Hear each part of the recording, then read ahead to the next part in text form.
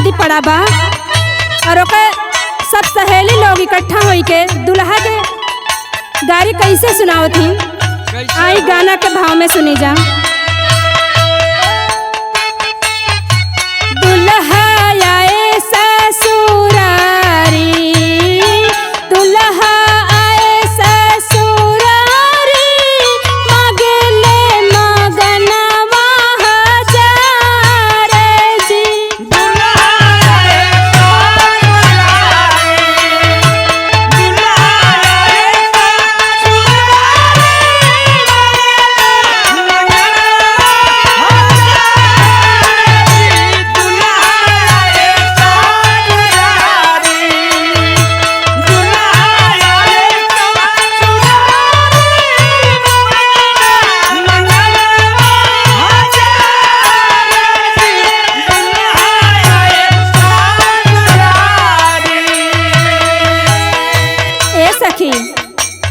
ई दुल्हा तो बड़ा लालची बा हो।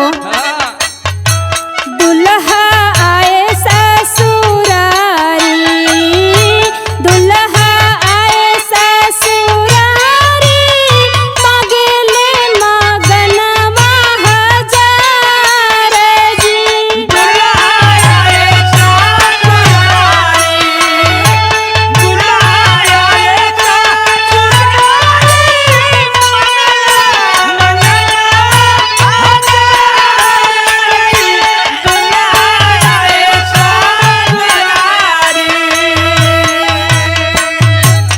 बतावा, इतना सुंदर लड़की पाल पोस के दे दी, अब इनके गाड़ी चाहिए, पेट ना भरल इनकर।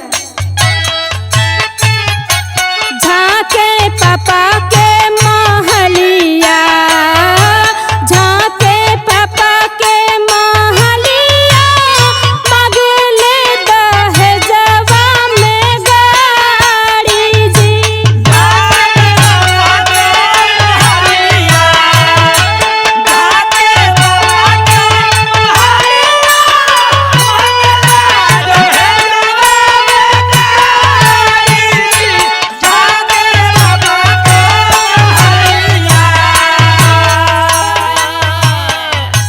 बड़ा बेशरम दुल्हा बा हो, एकरे तनको लाज ना बा।